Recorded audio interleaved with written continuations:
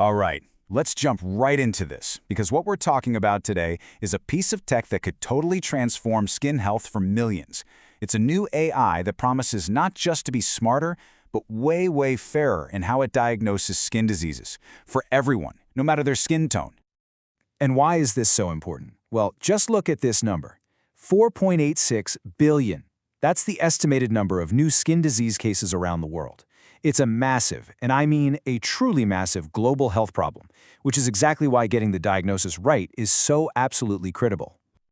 So, before we get to the cool new solution, we've got to understand the problem it's trying to solve.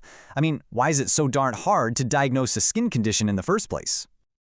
Well, it turns out there are some pretty big roadblocks. For starters, there just aren't enough specialists to go around. Think about it. In some places, you've got maybe 3 dermatologists for every 100,000 people. On top of that, a lot of diagnosis just comes down to a doctor looking at it, which can be pretty subjective. And to make things even tougher, so many different conditions have similar symptoms or look almost identical, especially when they're just starting. So you can see why everyone thought, hey, AI could be the hero here, right? A powerful computer that can spot patterns. Sounds perfect. But, and this is a big but, those first attempts had this massive hidden blind spot. The first idea made a ton of sense. You just feed an AI a boatload of pictures of skin conditions and teach it what to look for. It's a classic image recognition job. Should be easy, right? Well, not so fast. Because this question right here, just changes the entire game. What happens when the photos you're using to teach your super smart AI just don't match reality? And this is exactly where it all went wrong. You see, the AIs were learning from these huge photo databases that were overwhelmingly full of pictures of people with fair skin.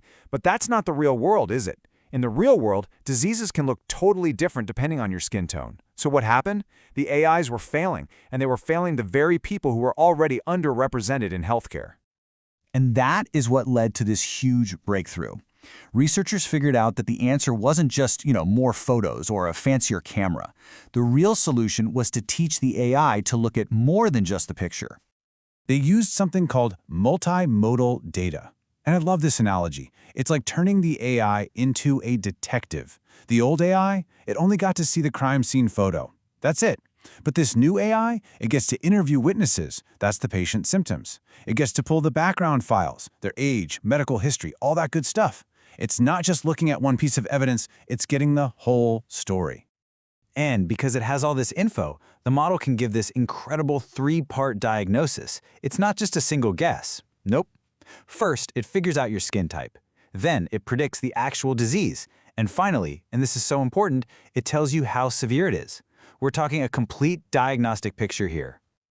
Okay, that all sounds amazing in theory, right? But the real question is, does it actually work?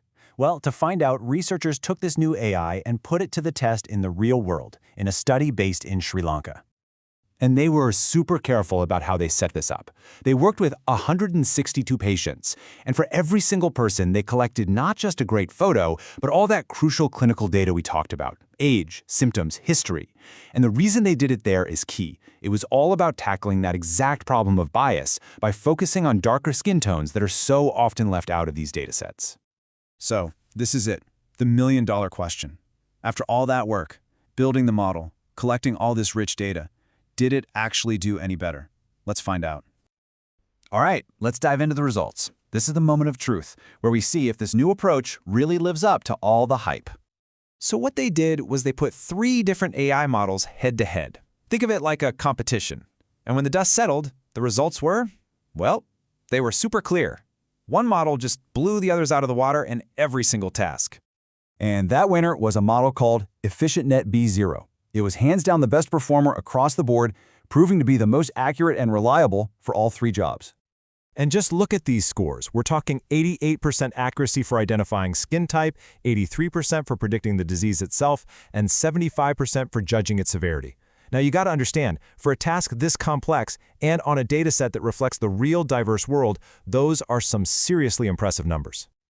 Okay, so numbers on a chart are one thing. But what does this actually mean for a real person? If you're a patient or a doctor, what does a diagnosis from this AI actually tell you? Let's walk through what a sample output would look like. So first, the AI would tell you the patient's skin type, in this case, dry. Then, it gives the most likely disease, eczema. And here's the kicker. It also gives you the severity, moderate. See? It's not just saying you might have eczema. It's saying you likely have moderate eczema on dry skin.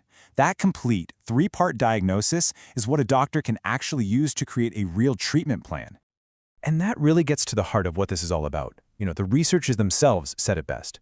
This isn't just about making a cool piece of tech. It's about using AI to actually help doctors and to get better results for patients, especially for people in diverse communities who have been overlooked for way too long. So it really makes you wonder, right? Is this the key?